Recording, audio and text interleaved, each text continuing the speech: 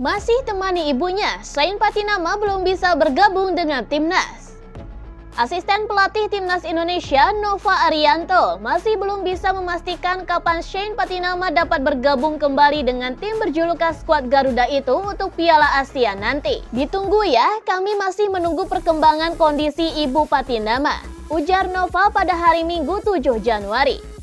Tanpa Patinama, timnas Indonesia telah tiba di Qatar pada Minggu 7 Januari untuk berkancah di Piala Asia 2023 setelah menggelar pemusatan latihan di Turki pada 20 Desember hingga 6 Januari 2024. Ia sendiri sempat mengikuti training camp timnas Indonesia di Turki selama sepekan lebih.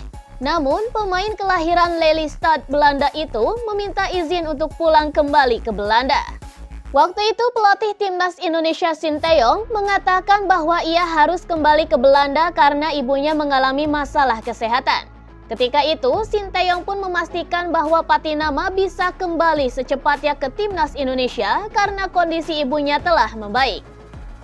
Minus Patinama, timnas Indonesia pun 2 kali keok dari timnas Libya dalam uji coba di Turki. Tim berjulukan skuad Garuda itu dibantai 0-4 pada 2 Januari dan 1-2 pada 3 hari berselang.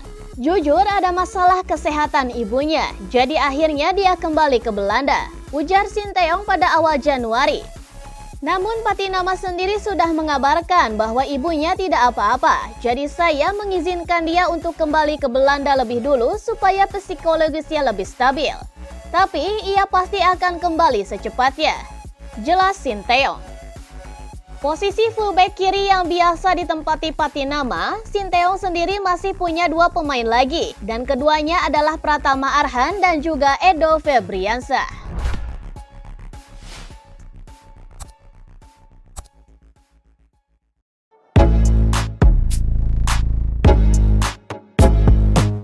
Pelatih Jepang sama sekali tidak menyebut timnas Indonesia.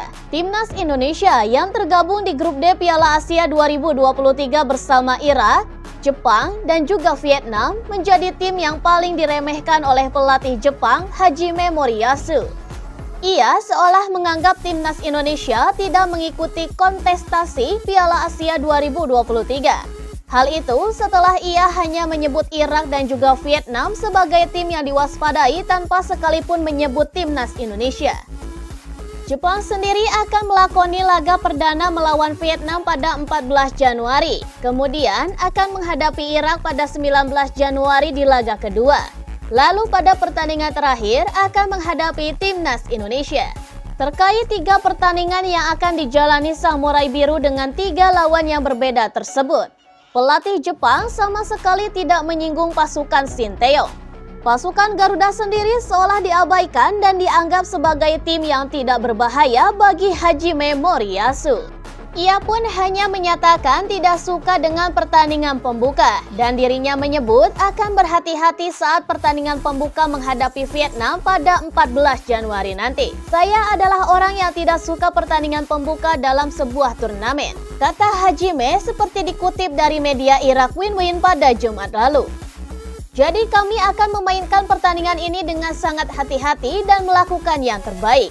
Untuk menghadapi Irak akan sangat sulit, namun kami bertekad meraih kemenangan seperti biasanya. Kami berjanji kepada penggemar untuk tampil terhormat sepanjang turnamen dan melangkah lebih jauh lagi. Dan kami berharap dapat mengangkat piala di Stadion di Lusail pada 10 Februari nanti dan kami akan membuat bangga rakyat Jepang, tutur Hajime.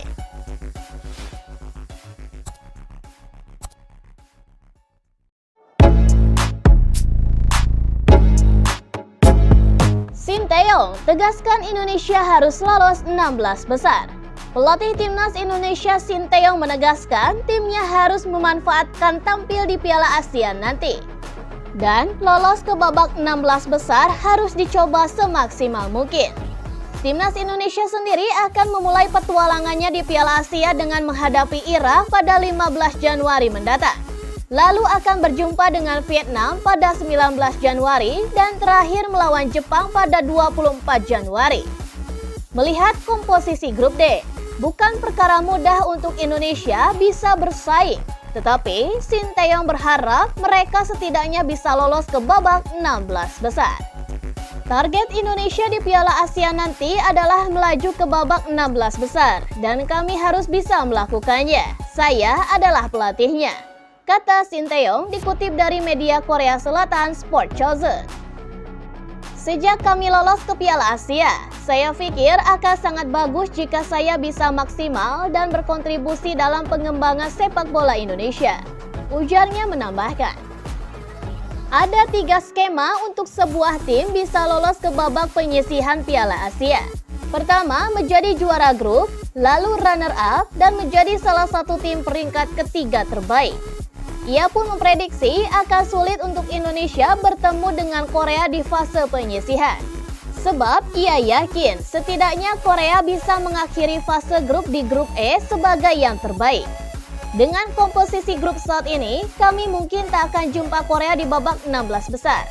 Kami mungkin bisa bertemu jika menjadi runner-up grup. Sulit terjadi jika kami lolos sebagai salah satu tim peringkat ketiga terbaik, ucapnya.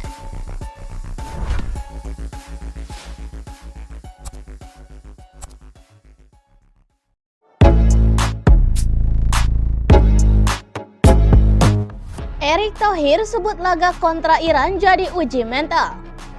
Timnas Indonesia akan melakoni laga uji coba melawan Iran di Doha, Qatar pada hari Selasa 9 Januari. Laga itu pun menjadi uji coba terakhir sebelum Mark Klok dan kolega tampil pada Piala Asia. Skuad Garuda julukan Timnas Indonesia berada satu grup bersama Jepang, Irak, dan juga Vietnam dalam grup D.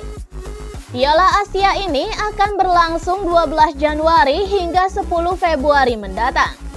Ketua Umum PSSI Erick Thohir menyebut laga uji coba kontra Iran untuk menguatkan mental para pemain jelang tampil di Piala Asia 2023 nanti. Pasukan Sinteyong pun diminta untuk memaksimalkan laga uji coba tersebut. Sekarang saatnya uji nyali dan mental melawan salah satu kekuatan sepak bola terbesar di Asia, Iran, kata Erick Thohir dilansir dari laman Instagram pribadinya @erikthohir pada hari Minggu 7 Januari. Menteri BUMN itu mengatakan pihaknya memang sengaja memberikan lawan-lawan kuat untuk Timnas Indonesia. Itu agar tim asuhan Sinteyong bisa matang untuk Piala Asia nanti. Pertandingan ini modal penting sebelum Timnas menghadapi lawan-lawan kuat di Piala Asia, katanya. Erick Thohir pun mengatakan tetap memberikan apresiasi terhadap penampilan Timnas Indonesia dalam uji coba di Turki beberapa waktu lalu. Tim itu pun kalah 2 kali dari Libya dengan skor 0-4 dan 1-2. 2 pertandingan uji coba sudah dihadapi Timnas Indonesia. Meski bukan hasil yang kita inginkan, ada peningkatan dari pertandingan sebelumnya, ucapnya.